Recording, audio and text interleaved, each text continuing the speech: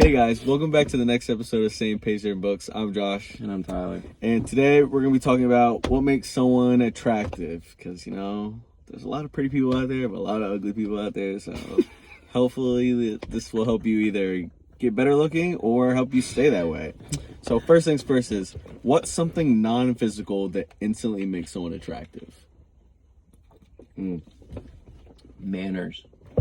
Like holding the door open for someone, treating people around you like, workers and stuff like that, whether you're going to the restaurant or you're going to see a movie or you're just going out for putt-putt, treating people with respect, like the putt-putt example, right? Like you're not swinging your golf club because you missed a putt or like damaging the property or returning everything nicely. Some piece of trash is on the ground, you're picking it up and throwing it away. Like just small little things that I think make a difference. I like that. I think for me, honestly, included in physical as well, I would say it's the most attractive quality anybody can have is caring. And what I mean by that, it's like you pay attention to the little things. Like if we're having a conversation and I mention something and then like 3 months later, you're just like, oh, I remember when you told me this about this. So it means you paid attention. Or like if I'm going through having a really bad day or a bad week or I'm stressed out, you pay attention and you care about me so much that you don't even like say, oh, do you need anything? You just show up and you give me something I like. And not in the sense where it's like, oh, because you did this, now I like you, where it's transactional. In the sense that like, I'm not even asking it at all. And you just do it. You just know. I like that. Because I don't want to ask all the time. Like, I have no problem speaking up and saying what I want. But it's kind of nice where it's just like, oh, you just put in that extra effort without even having to be told. All right, next is, can someone become more attractive over time? Yeah, I mean, everyone does. I feel like everyone goes through their little phase where they figure it out. You're like middle school, high school, you're trying to figure out who you are and what your style is and all those different things that like kind of combine to make you who you are. And over time, hopefully over time, you're able to refine that and kind of pinpoint what you like about yourself and your style and your personality. And the more confident you are in that, the more attractive you're going to be to the people around you. So, yeah, I think everybody gets more attractive over time. Yeah, I agree. You either get more or less, but I agree. Yeah, like you go to the gym, you change your style, you grow out your hair, you cut your hair, facial hair, or like for girls, dresses, nails, hair, all that makeup. I think dyeing your hair, that can help, and like or just like trying to clean your mind, like reading books, being more wholesome. I think you can definitely get more attractive over time. It just depends on the amount of effort you put in. So. Yeah, it just depends on the person. And then next is confidence the most important trait? According to you now, caring would be the most important trait. I would say the most attractive trait, but I would say the most important, probably. Nothing can really happen unless you have the confidence or like, I don't know, the security in yourself to go up to somebody and talk to them. At least from a guy's perspective, most girls aren't going up to a guy. Correct me if I'm wrong, ladies, but most of the time it's like a guy that has to initiate things. Got to be kind of confident. I know some girls like a quiet, like mysterious, nonchalant guy, but he has to talk. Yeah, but I feel like there's plenty of people who like aren't confident, and depending on the situation, like, they're out drinking, they have a little liquid encouragement, and they're super confident, and there's no issues there. So that is important. But I wouldn't say that that's a trait. Like, that's something that they were able to just, like, gain. You know what I mean? Like, you don't drink alcohol and suddenly, like, you're super caring. Some people are, I'm sure. But, like... but then in that case, then it's, like, it's just, like, temporary. It's like a little mask that's that you what put I mean. on. It's a little, like, elixir boost, like, for 8 hours. And then you may do more confident. But then you're down back to your regular stats. So you need the confidence in order for it to, not just to keep them, or not just to get them, but to keep them. Well, I don't know. I don't know how it works once you get them. Once you hook them, you lose your confidence. What happens after that? I don't know. Fair enough. Well, so you don't think confidence is the most important trait? I do. I definitely see your point, and I agree that you need to be confident enough in yourself and like appreciate yourself enough to be able to put yourself out there for other people. But in terms of like most important, I guess I don't know. I guess for attracting people, yeah, you want to be. I don't think confident. in general, but Okay. attracting For people, attracting yeah. people, then I'll agree with you on that. Yeah. Okay, we're on the same page. All right, next.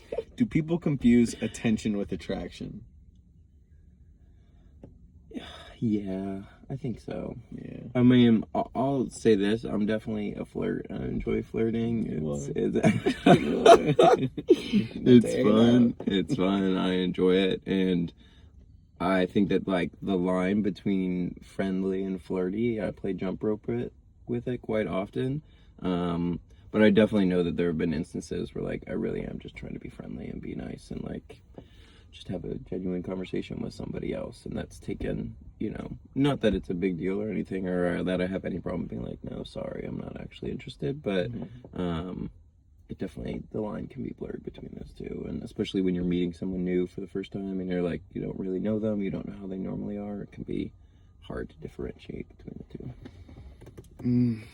I think it is kind of hard, because I think when you're talking to somebody, you want to hold their attention, you want their attention as well, or like you're just meeting somebody for the first time. And I think it's very difficult when you're communicating with the opposite sex where it doesn't come across as even the tiniest bit flirtatious. Because some people just read things differently. Like, if I'm talking with like some random person that I meet, like if we go out to a bar and like I smile, they may view it as like, oh, he's interested in me, he's smiling or laughing at what I said, when you just have my attention. Because the way I operate, when I'm talking to you, you have all of my attention. Like, something I tell the kids that I've subbed from time to time is, they're like, who's your favorite student? The one that I'm talking to that moment, because you have all my attention. But I do have favorites, so they know. but like, I think it is kind of tough. And I can admit, like in the past, like I would definitely confuse it where I'm just like, oh, maybe I like them. Nah, they just blow up my phone a lot, so they're always on my mind. But am I really feeling them? No. Yeah. So I think it just depends. Yeah. Or you just have to be like hella dry in that case, and then you're just like not gonna have a good conversation. Yeah, but impressions are important. I don't that's what I'm saying. Like that's kind of the problem. Like you're either like yourself and you run the risk of it being kind of misinterpreted, or you have to be super dry and nobody wants Let's run the risk. Right. Let's run the risk. I'd rather be myself when I'm around somebody than faking it, and then there's like, oh, you suck. Nah, I'll be myself, and then if you caught feelings or you started feeling me, that's on you. That's not my fault. Sure. And now, last but not least, what actually keeps someone attractive long term? I mean, like you said, the caring part, right? Like you want like a partner that cares about you, that's invested in your life, because that obviously makes it a lot easier for you to get invested in their life. And I think I heard someone say once, it's never 50-50, it should be 100-100, right? 100%. Like you should be always putting your all into the other person, and like if you're receiving that same type of love and care back for them, then like I don't think you could ever fall like out of attraction with them, like that piece is gonna hold your attraction way longer than any physical attribute. I like that. I definitely agree. Caring, that's how you keep them. But I'm no fool, and we'll say it. I'll say it. It's how good you look too. Your looks, your looks will get me to look. It's your personality, your character, your morals and values that will get me to stay. But I'm no fool. If you do not look good, the chances of something continuing, not just for me, but for anybody, is slim to none. So I think taking care of yourself, because that's an important thing. You want to be with somebody you're attracted to. Sure. So taking care of yourself, going to the gym, eating right, all those things are important. But then like, I don't know, like constantly growing in healthy ways, like adding new hobbies so you have more things to talk about, being like adventurous, say like, oh, let's go do this, let's go do that, so then you have stuff to talk about. Because and also like the personal growth that you experience, you're then able to bring into the relationship, and now it's something new and exciting that you two can experience. Yes, you got to keep that fire alive, you got to keep things spicy, exciting, because I mean, like, don't get me wrong, spicy in a good sense. Like love and relationships, I don't know if it's bad to say, but it's supposed to be a little boring. Like, there are going to be more times where it's like mundane, where it's just like the regular days of going to work, spend time together, your routine, than like going on vacation and those trips. Right. So adding little things to spice things up, whether it's like going to some event or going on a date night or something, or like, oh, I went to this, now let's talk about it. Kind of brings some excitement to keep the relationship going. Because it's easy to be like, oh, it's boring. They don't put in as much effort. No, they're doing the exact same things. It's just you changing your views, or you're getting jealous because your single friend is hanging out with some dude or hanging out with some girl, and they took him out on a date for the first time. It's like, wow, I wish I got that when you been had that.